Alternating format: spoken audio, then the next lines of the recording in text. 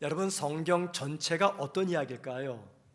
성경 전체는요, 결국 하나의 물줄기를 향해 가합니다. 그것은 인간을 사랑하시는 하나님의 사랑이 어떻게 역사 속에서 드러나게 되었는가, 이 이야기입니다. 그러니까 성경은 인간을 사랑하시는 하나님의 러브 스토리입니다. 특별히 인간을 사랑하시는 하나님의 사랑의 방법이 어떻게 보여지게 되었는가라는 거죠. 저는 오늘 말씀을 준비하면서 두 개의 어려움에 봉착을 했습니다. 첫째는 성경 전체의 주제를 이 짧은 설교 시간에 다 담아낼 수가 있을까라는 거고요. 두 번째는 오늘 설교의 내용은 여러분들이 너무나 잘 알고 있는 내용입니다. 우리가 세상을 사랑하는 하나님의 사랑의 방법을 모르겠습니까? 너무나 잘 알고 있는 이 이야기를 제가 오늘 설교로 풀어내야 됩니다. 그래서 이 두 가지 문제에 직면했습니다. 그러는 가운데 이런 생각이 들었어요. 우리가 1년에 한 번씩 혹은 2년, 3년에 한 번씩 이 건강 검사를 받지 않습니까? 내 몸에 무슨 이상은 없는가 점검하고 확인하는 겁니다. 그래서 이상이 있으면 치료하죠. 오늘 말씀이 여러분에게 영적으로 건강 검사를 받는 날이 되면 좋겠다라는 생각을 해봅니다. 말씀을 듣는 가운데 다시 한번 내 신앙을 점검하면 좋을 것 같아요. 특별히 오늘 설교는요, 우리의 가슴이 뜨겁기보다도 우리의 이성이 조금 더 냉철하게 맑아지는 그런 말씀으로서 여러분에게 다가갔으면 좋겠습니다. 바울은 사도행전 13장 23절에서 예수님을 구주라고 소개합니다. 사실 주님은 처음부터 예수님을 구주라고 설명하지 않았어요. 바울이 비시디아 안디옥에 있는 회당에 들어가서 유대인들과 또 하나님을 경외하는 이방인들에게 설교를 했습니다. 그 설교 내용을 저는 몇 주 동안의 말씀을 전했습니다. 주로 어떤 내용이었습니까? 하나님이 역사의 주관자로서 시간과 사람과 환경을 통해서 당신의 주권을 이루신다라는 내용이었어요. 자, 그러면서 하나님 마음에 들었던 이 다윗에 관한 말씀을 몇 번 전했습니다. 저는 오늘 이 예수님을 가리켜 구주라고 소개하는 이 바울의 이 설교 내용을 중심으로 바울 설교의 마지막 부분을 좀 함께 나누려고 합니다. 바울이 이 긴 설교문에서 진짜 전하고 싶었던 그것은 바로 다름 아닌 예수가 구주시다라는 겁니다. 이걸 23절에서 먼저 이야기해요. 그리고 나서 24절부터 37절까지 예수님이 구주가 되신 그 증거가 무엇인지 두 가지를 제시합니다. 그 두 가지는 예수님의 십자가 죽음과 부활입니다. 십자가 죽음과 부활. 그래서 바울의 설교는요, 예수님의 죽음과 부활에 초점이 맞춰져 있다라는 것을 먼저 기억하시기 바랍니다. 고대 시대 때 그리스와 로마에서는요, 황제가 등극을 하거나 황제 자녀가 태어나거나 혹은 전쟁에서 승리를 하게 되면요, 왕실의 고관이 사람들이 많이 모인 곳으로 옵니다. 그리고는 사람들에게 이렇게 소리칩니다. 유앙겔리온이라고 말이죠. 유앙겔리온.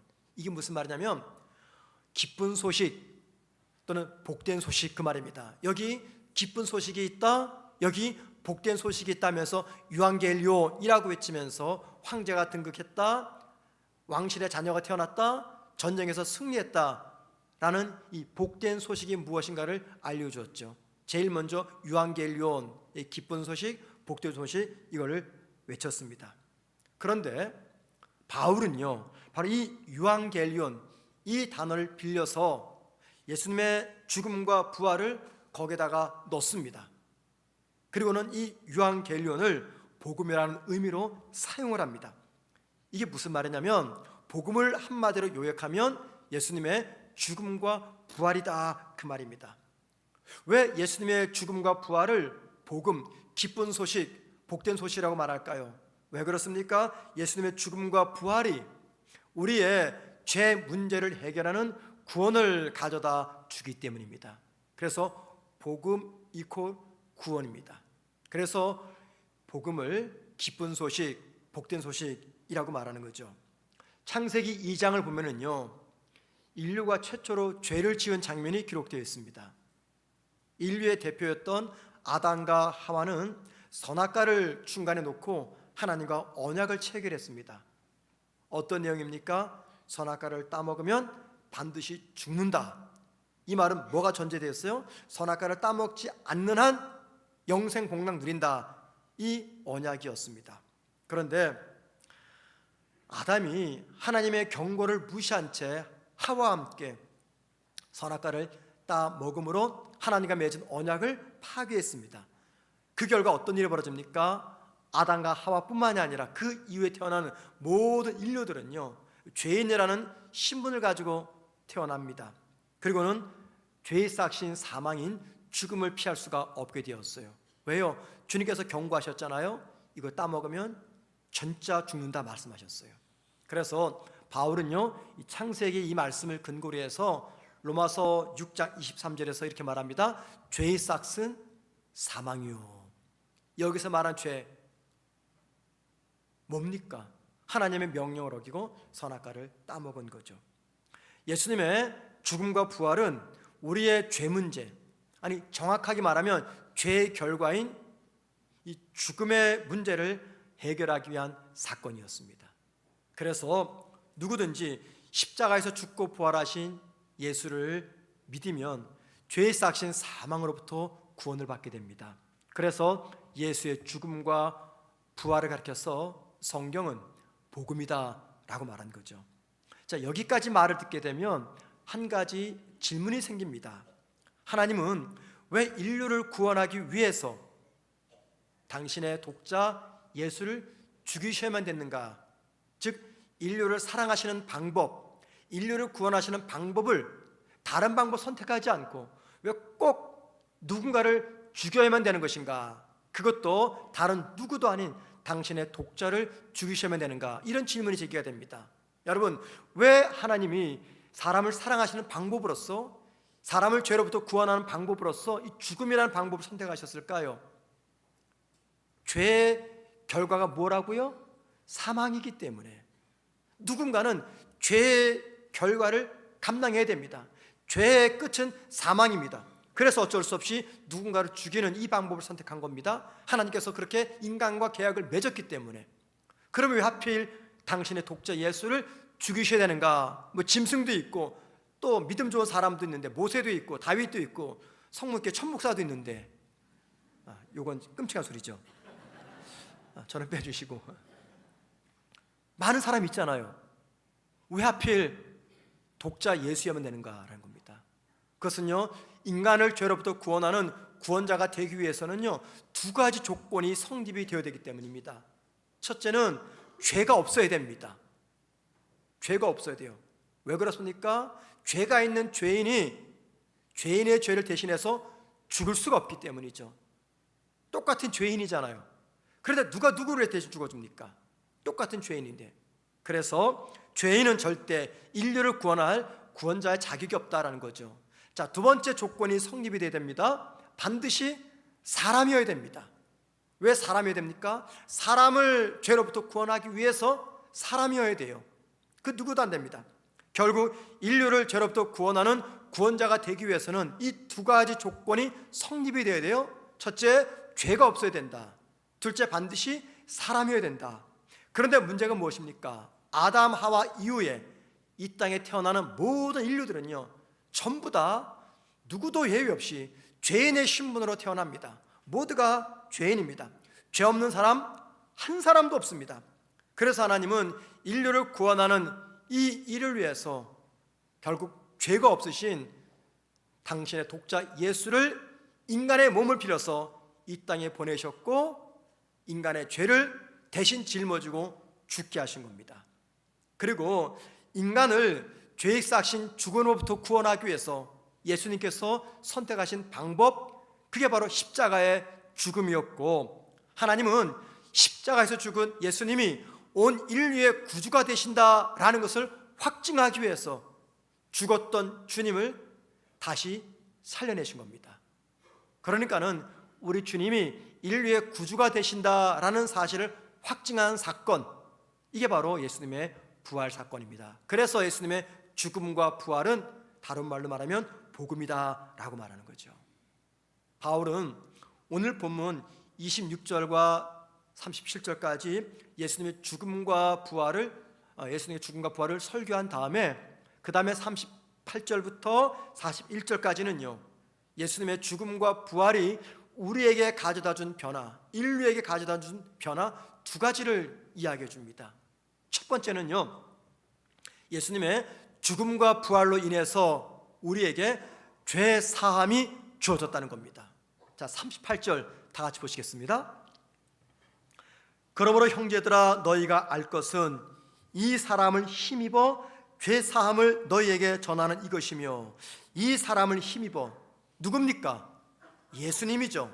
예수님의 뭘 힘입어요? 죽음과 부활을 힘입어 죄 사함이 우리에게 주어졌다라고 말하는 겁니다. 예수님이 나를 구원하기 위해서 십자가에서 죽고 부활한 것을 내가 믿을 때, 그때 나의 모든 죄가 사함받게 된다, 그 이야기를 하고 있는 것입니다.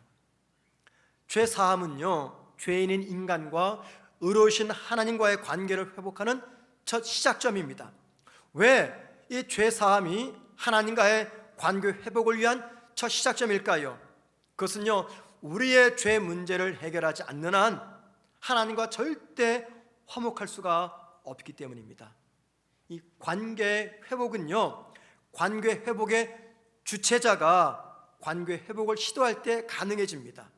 하나님과 우리 사이에 이 관계 회복의 주체자가 누굽니까? 인간입니까? 하나님입니까? 하나님입니다. 하나님께서 관계 회복을 먼저 시작하셔야 돼요. 그런데 하나님이 이 관계 회복을 시작하시려고 할 때 할 수 없게 만드는 것이 있습니다. 이게 다른 말로 말하면 하나님과 우리 사이에 막혀있는 장벽이 있다라는 거예요. 그 장벽이 무엇입니까? 인간의 죄입니다. 하나님은 결코 죄를 가까이 하지 않는 분입니다. 그래서 관계 회복의 주체자가 되신 하나님이 우리와 관계 회복을 하자 손을 내밀고 싶지만 우리와 하나님 사이에 죄의 장벽이 있기 때문에 이게 불가능한 거예요. 이때 우리 주님께서 이 관계 회복을 위해서 우리의 죄를 짊어지고 대신 죽으심으로 하나님과 우리 사이에 놓여있는 이 죄의 장벽을 제거하신 겁니다.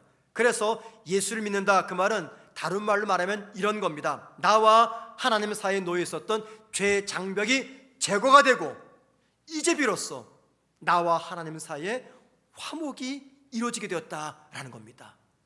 그러니까 무슨 말이에요? 예수 믿지 않는 세상 사람들은 안타깝고 죄송한 말씀이지만 아직까지 하나님과 화목하지 않은 겁니다. 조금 더 안타까운 말은 무슨 말이냐면, 지금 하나님을 예배하는 이 자리에 계신 성도들 중에서 예수를 나의 구주, 예수님께서 나의 죄를 위해서 십자가에서 죽고 부활하신 이 사실을 믿지 않는 분들은요, 아직까지 하나님과 화목하지 않고 있는 겁니다. 우리가 예수를 믿는다는 것은요, 두 가지 의미가 내포되어 있습니다. 첫째, 나는 더 이상 죄인의 신분이 아니다라는 겁니다. 이게 바로 죄 사함의 의미입니다. 죄 사함의 의미. 우리가 예수를 믿으면 죄 사함의 변화가 찾아오잖아요. 그 첫 번째 의미는 나는 이제는 더 이상 죄인이 아니다라는 겁니다. 더 이상 죄를 짓지 않는다, 이게 아닙니다. 신분상 나는 더 이상 죄인이 아니다. 두 번째, 죄 사함의 의미는요, 비록 내가 죄 사함 받고 계속해서 죄를 지어도 예수 이름으로 회개 기도를 통해서 내 삶에서 범하는 모든 죄들은 하나님으로부터 용서받을 수 있다라는 겁니다. 하나님이 우리의 신분만 변화시킨 게 아닙니다. 우리가 짓는 그 죄조차도 예수의 이름으로 회개할 때 우리의 모든 죄를 용서하신다라고 말합니다. 이것이 죄 사함에 담긴 의미입니다. 그래서 요한일서 1장 9절에서는 이렇게 말합니다. 만일 우리가 우리 죄를 자백하면 그는 미쁘시고 의로우사 우리 죄를 사하시며 우리를 모든 불의에서 깨끗하게 하실 것이요. 여기서 제일 중요한 게 뭡니까? 모든 불의에서, 모든 이게 헬라어로 파스라는 말인데 영어로 everything이라는 말입니다. 모든 것들, 한마디로 하나님이 용서 못할 죄가 없다, 그 말이에요. 세상 사람들이 기독교 신앙을 갖기를 꺼려하는 이유 중에 하나가 뭔지 아십니까? 교회 다니는 예수 믿는 사람들의 불의와 무례함과 독선과 부도덕함 때문입니다. 세상 사람들은요, 예수 믿는 성도들을 바라볼 때 한 가지 기대감을 가지고 있습니다. 적어도 예수 믿는 저 사람들은 나보다 낫겠지. 도덕적으로 깨끗하고 늘 좋은 생각하고 늘 양심대로 살고 늘 정의 편에 서겠지, 이렇게 생각을 합니다. 그런데 그리스도인들이 그러지 못하니까 기독교에 대해서 실망을 하거나 기독교 신앙은 참된 신앙이 아니다 결론을 내서 교회를 멀리하는 겁니다. 자, 만약에 여러분 가운데 이렇게 생각하는 분들이 계시다면 한번 잘 들어보세요. 여러분, 성경에는요 수많은 사람들의 이야기가 기록되어 있습니다. 그들 대부분 다 하나님이 있는 믿음의 사람입니다. 그러면 그 사람들 모두가 다 천사표 사람들입니까? 아닙니다. 하나님 믿는 사람들 중에는요 이 성격 결함을 지닌 사람도 있어요. 도덕적으로 올바르지 못한 사람도 있습니다. 죄를 짓는 모습도 있어요. 비양심적인 모습도 적나라하게 기록되어 있습니다. 여러분, 제가 만약에 하나님이라면은 이거는 하나님께서 저를 용서하실 줄 믿고 말씀드립니다. 제가 만약에 하나님이라면 저는 이 당신을 믿는 사람들의 부끄러운 이야기 성경책에 기록하지 않게 할 겁니다. 다 지워버릴 겁니다. 그런 하나님은 아주 적나라하게 기록해 놓으셨어요. 왜 그럴까요? 그것은요 성경이 초지일관 강조하는 것이 하나가 있기 때문입니다. 그것은 우리 사람이 하나님과 관계를 맺을 수 있는 것은 인간의 바른 행위나 도덕적인 바른 삶 때문이 아니라 오직 하나님의 은혜 때문임을 강조하기 위해서입니다. 만약에 저와 여러분의 선한 행위로 하나님께 가까이 다가갈 수가 있고 나의 도덕적인 바른 삶으로 하나님과 관계를 회복할 수 있다라고 생각한다면 여러분, 우리 중에 누가 하나님과 관계를 아름답게 회복할 수가 있겠습니까? 그 누구도 할 수가 없습니다. 하나님과의 관계 회복은요 오직 하나님의 은혜로 인해서 주어지는 결과입니다. 저는 지금 하나님의 은혜라고 말했습니다. 여러분, 여기서 말하는 하나님의 은혜가 무엇입니까? 다른 거 아닙니다. 예수님의 십자가의 죽음과 부활 사건을 말합니다. 하나님은 우리가 선한 행위가 아니라 예수님의 부활과 죽음을 통해서 구원받기를 원하셨습니다. 그리고 또 그런 사람에게 구원을 베푸셨고 인간은 그 구원을 선물로 받았습니다. 여러분, 구원 자체가 은혜입니다. 왜 그럴까요? 그 구원에는 나의 어떤 선행도 들어가지 않기 때문입니다. 그래서 예수를 믿고 교회를 출석하면서도 계속해서 죄를 짓고 악을 행하고 거짓을 말하고 도덕적으로 온전한 삶을 살아가지 못하는 거, 이건 지극히 당연한 겁니다. 왜냐하면 우리가 예수를 믿게 된 그 자체가 나의 선행이 아니라 전적으로 하나님의 은혜로 주어진 결과이기 때문입니다. 이게 무슨 말일까요? 이런 말입니다. 이 예배당 안에는 정신적으로, 윤리적으로, 행위적으로, 그리고 영적으로 아직도 갈 길이 먼 미숙하고 연약한 사람들이 너무 많다라는 겁니다. 이 세상에 하나님이 용서 못할 죄가 있을까요? 인간이 짓는 죄 중에 하나님이 용서 못하실 죄가 존재할까요? 하나님은요 우리가 범하는 모든 차원의 죄들, 하나님과 인간 사이의 죄들, 우리의 사악함과 어리석음과 반역과 수치스럽고 더럽고 속이고 거짓말하고 지능적이고 현란하고 집단적이고 개인적이고 모든 가증한 죄들을 다 용서하십니다. 그리고 이 죄 용서를 받기 위해서 예수님을 나의 구주로 영접해야 됩니다. 그리고 매일의 삶에서 내가 범한 모든 죄를 주님의 이름으로 회개해야 됩니다. 이게 바로 예수님의 죽음과 부활로 우리에게 가져다 주신 죄 사함의 의미인 것이죠. 두 번째, 바울은요 이렇게 말합니다. 예수님의 죽음과 부활이 가져다 준 두 번째 변화. 자, 39절 말씀 보시기 바랍니다. 또 모세의 율법으로 너희가 의롭다 하심을 얻지 못하던 모든 일에도 이 사람을 힘입어 믿는 자마다 의롭다 하심을 얻는 이것이라. 율법을 행하기 때문에 의롭게 될 것이다. 믿었던 이스라엘 사람들에게 뭐라고 말해요? 너희가 평생 율법을 지키면서 하나님 앞에서 의롭게 되려고 노력했지만 절대 그것은 이루어질 수 없다. 대신에 이 사람을 힘입어, 또 반복되죠. 똑같은 말씀이 누굽니까? 예수님의 죽음과 부활을 힘입어 어떤 일이 벌어진다고요? 우리가 의롭게 될 수 있다라고 말합니다. 여기 의롭다 이 말은요, 법정 용어입니다. 재판장에서 판사가 피고에게 선언하는 거죠. 유죄, 무죄 선언은 그때 판사가 판결 내립니다. 무죄, 의롭다 라고 칭해 줍니다. 이때 의롭다 그 말은요, 이 사람이 진짜 의로워서가 아니라 그냥 신분상 의인이다 그 말입니다. 의로운 일을 행해서 의인이 아니라 비록 내가 죄를 짓지만 내 신분은 의인이에요. 이 법정 용어입니다.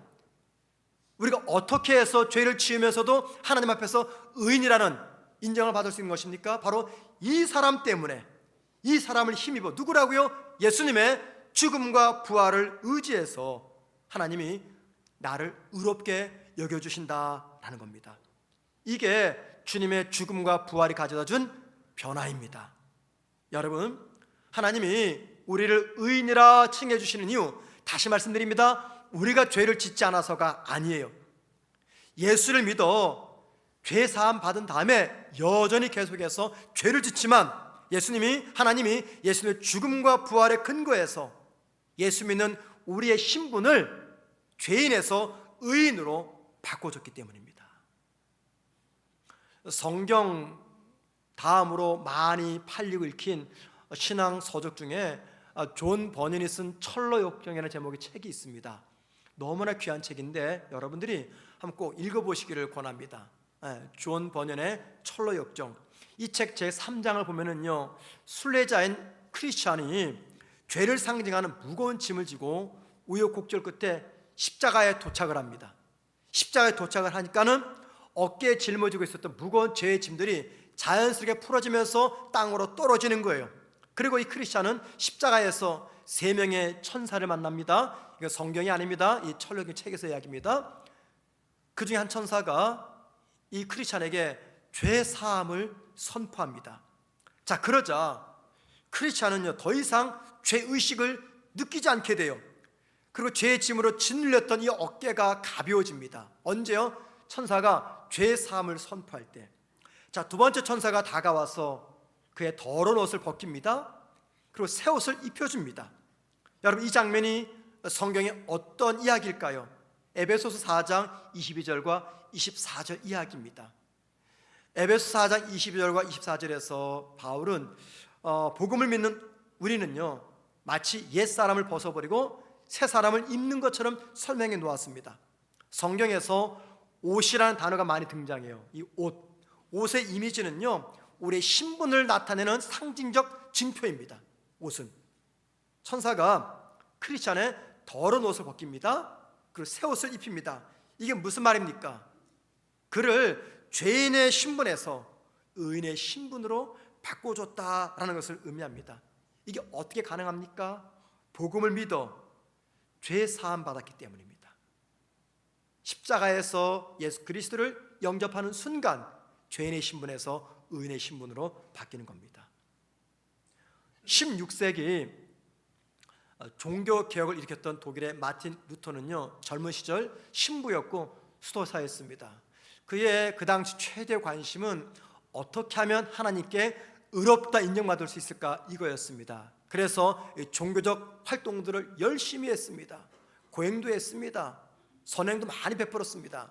그런데 그러면 그럴수록 그가 깨닫는 것이 있었어요. 자신의 노력과 선행과 고행과 종교적 열심으로는 도저히 난 하나님 앞에서 의롭다 인정받을 수 없다라는 겁니다. 오히려 자신의 죄 때문에 하나님으로부터 저주를 받게 되는 것은 아닌가, 이 두려움 속에 쌓여 있었어요. 자, 그러던 어느 날 그가 성경을 읽다가 발견한 한 성경 구절이 있었습니다. 로마서 1장 17절입니다. 한번 보시기 바랍니다. 복음에는 하나님의 의가 나타나서, 자 여러분, 복음 뭐라 그랬죠? 예수의 죽음과 부활. 그러니까 예수님의 죽음과 부활에는 하나님의 의가 나타나서, 계속 보세요. 믿음으로 믿음에 이르게 하나니 기록된 바 오직 의인은 믿음으로 말미암아 살리라. 믿음으로 산대요. 어떤 믿음입니까? 그 복음을 믿는 믿음. 복음이 뭐라고요? 예수의 죽음과 부활. 그러니까는 우리가 예수의 죽음과 부활을 믿게 되면은 하나님이 우리를 의롭게 여겨주신다, 그 말입니다. 바울은요 바로 이 말씀을 통해서 칭의의 진리를 깨닫게 된 겁니다. 루터는 이 말씀을 통해서 하나님은 우리의 행위가 아니라 예수의 죽음과 부활을 믿는 그 믿음을 통해서 우리를 의롭게 하신다라는 사실을 깨닫게 되었습니다. 자, 그리고 나서 마틴 루터는요 칭의에 관해서 이런 귀한 말을 남겼습니다. 한번 들어보세요.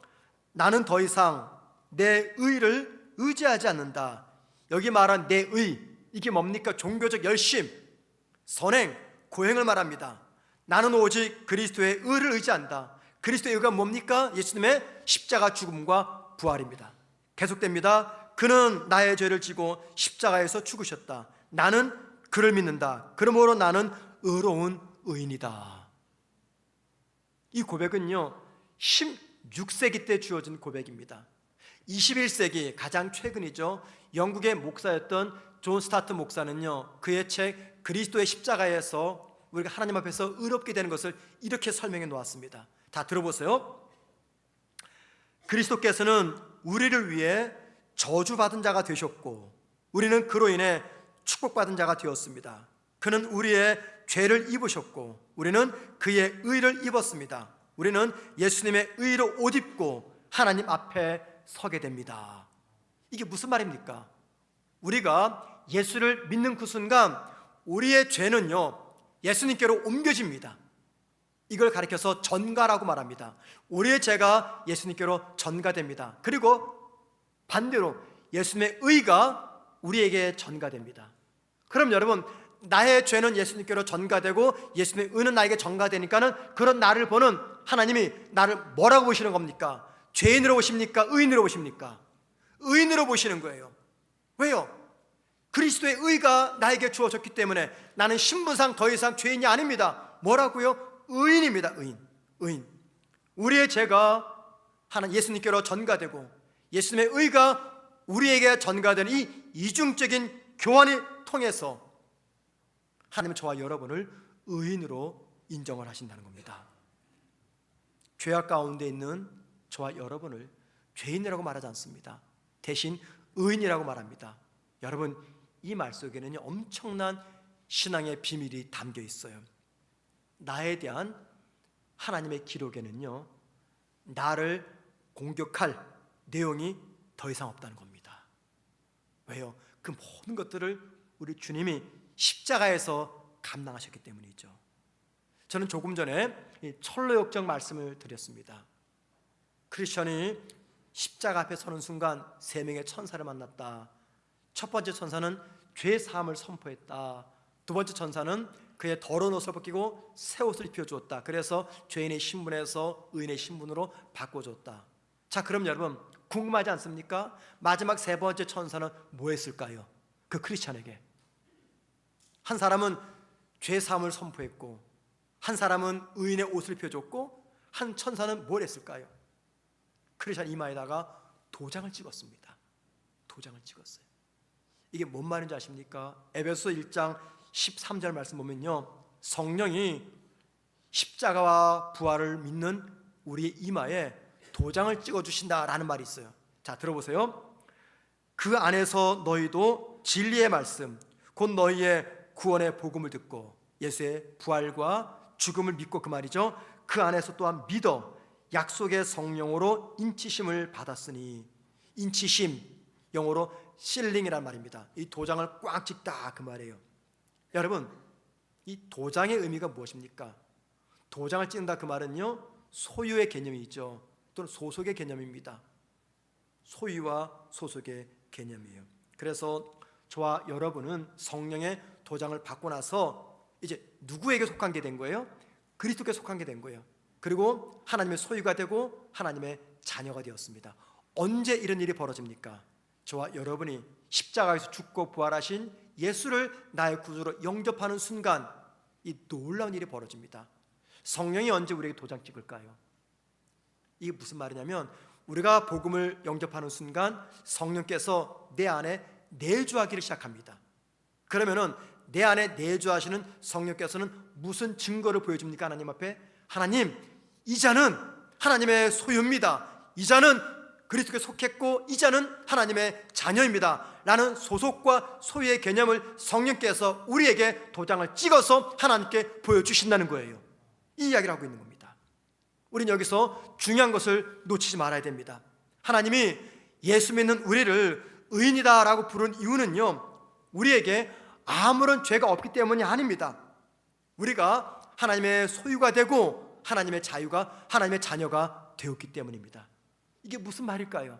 예수를 믿는 그 순간 우리와 하나님 사이에는요 새로운 계약 관계가 이루어집니다. 어떤 계약일까요? 아버지와 자녀의 계약입니다. 언제요? 우리가 예수를 영접하는 그 순간 아버지와 자녀라는 이 계약 관계가 이루어져요. 그런데 여러분, 우리 죄인이잖아요. 어떻게 죄를 멀리 하시는 하나님이 죄인인 우리와 부모와 자녀 관계를 맺는 겁니까? 그 사이에 누가 있어요?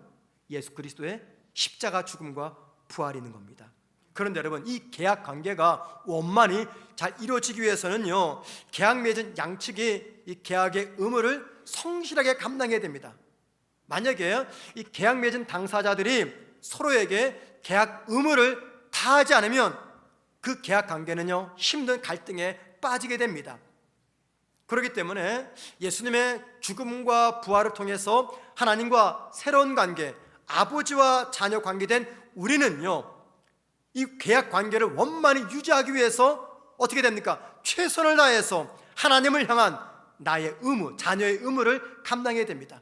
하나님은 최선을 다해서 우리에게 아버지의 의무, 아버지 역할을 감당해 주시고요, 우리는 하나님 앞에서 자녀로서 아버지 하나님을 향한 의무를 성실하게 감당해야 됩니다. 어떻게요? 두 가지를 기억하십시오. 첫째는 하나님께 예배하는 겁니다. 하나님을 예배하는 겁니다. 두 번째는 하나님 말씀에 순종하는 것입니다. 이게 바로 새로운 계약 관계를 맺은 저와 여러분이 아버지를 향한 최선의 의무인 것이죠. 우리는 여기서 중요한 것을 발견합니다. 하나님이 예수 믿는 저와 여러분의 죄를 사해 주시고 죄인의 신분에서 의인의 신분으로 바꿔주시고 성령께서 우리가 하나님의 소유임을 알리는 도장을 꽉 찍어주신 것은 이게 뭘 의미합니까? 우리 모두가 다음 단계로 나가야 함을 의미합니다. 저와 여러분이 죄사함 받고 하나님께서 의인이라고 인정해 주신 것은요 다음 단계로 나가야 되는 이 전제가 깔려있다 그 말입니다. 그 다음 단계가 뭘까요? 우리가 그리스도께 속해 있고 하나님의 소유이며 하나님의 자녀라는 신분에 합당한 삶을 살아내는 그 단계를 의미합니다. 하나님 자녀의 신분에 합당한 삶이란 다른 거 아닙니다. 다시 말씀드립니다. 하나님만을 예배하며 하나님 말씀에 순종하는 겁니다. 여러분, 하나님만을 예배한다, 이게 무슨 말입니까? 우리가 지금 드리는 이 예배도 말하지만 우리 마음속에서 누가 참 신이라는 거예요? 하나님만이 참 신이다라는 인정하는 겁니다. 하나님 말씀에 순종한다는 거, 이게 무슨 말입니까? 그분의 뜻에 따라서 살아가는 거예요. 그래서 저와 여러분이 하나님만을 예배하고 하나님 말씀에 순종하게 되면요 시간이 흐를수록 우리는 하나님의 형상을 닮아가고 주님 닮은 제자가 되는 겁니다. 성경은 이 과정을 가르쳐서 성화의 과정이다 라고 말합니다. 우리의 죄사함이 이루어지고 우리를 의롭게 여기시는 층의 단계를 건너서 그 다음의 관계가 바로 성화의 과정입니다. 이 성화의 과정은 저와 여러분이 훗날 하나님 앞에 서는 그날까지 이 땅에서 살아내야 되는 삶의 과정입니다.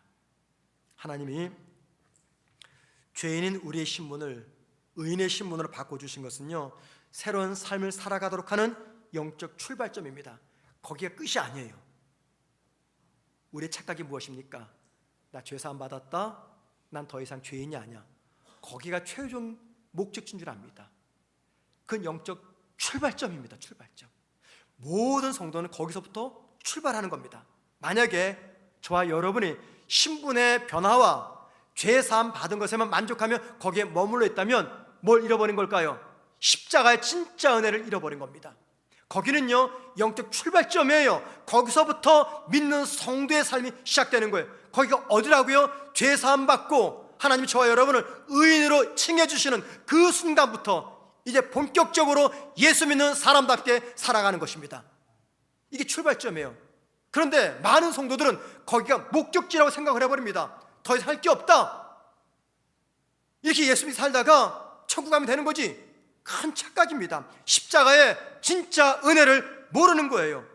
자신의 신분이 의인이며 하나님의 소유이며 하나님의 자녀다라고 믿는 성도는요, 거기서 멈추지 않습니다.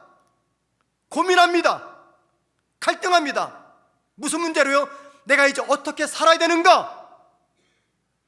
하나님이 나를 의인이라고 말씀하시는데, 내가 하나님의 소유가 되었고 하나님의 자녀가 되었는데 이제 내가 이 세상에서 어떻게 살아야 되는가? 그때부터 비로소 본격적인 고민과 갈등이 시작됩니다. 어느 수염이 긴 할아버지가 있었어요. 수염이 너무 길었습니다. 평소 손자가 굉장히 궁금했어요. 할아버지가 잠을 주무실 때 이 수염을 이불 속에 넣고 주무시나 꺼내놓고 주무시나 궁금했어요. 그래서 할아버지께 물어봤어요. 할아버지, 주무실 때 그 수염 어떻게 하고 주무세요? 이불 속에 넣고 주무세요? 꺼내놓고 주무세요? 근데 할아버지가 잘 모르겠는 거예요. 내가 어떻게 하고 잤지? 그래서 손자에게 말합니다. 할아버지가 잘 모르는데 오늘 밤에 확인해보고 내일 알려줄게. 이제 할아버지가 잠을 잡니다. 의식적으로 수염을 이불 바깥으로 꺼내놓고 주무셔요. 한참 시간이 지났는데 뭔가 허전해요. 서늘하고 막 찬기를 느껴요. 그래서 이 수염을 이불 속에 집어넣었습니다. 주무시는데 이번엔 답답한 거예요. 왜 이렇게 답답하지? 수염을 꺼냈습니다. 추운 거예요. 서늘한 거예요. 허전한 거예요. 또 이불 속에 집어넣습니다. 답답한 거예요. 밤새 꺼냈다 집어냈다 꺼냈다 집어냈다 날밤이 샜습니다. 여러분, 언제 우리에게 갈등과 고민이 생기는 줄 아세요? 뭔가를 의식할 때입니다. 의식하지 않으면 갈등도 없습니다. 고민도 없습니다. 하지만 어떤 일에 대해서 내가 깊이 의식하게 되면요, 그때부터 갈등이 생겨요. 고민이 생깁니다. 저는 저의 너무나 부족한 오늘의 말씀이 우리 모두에게 갈등과 고민을 일으켰으면 좋겠습니다. 예수 믿고 죄사함 받고 의롭다 인정받는 것, 이건 전적인 하나님의 은혜입니다. 우리 모든 성도가 누려야 될 은혜입니다. 그런데 거기서만 절대 머물러서는 안 된다는 거예요.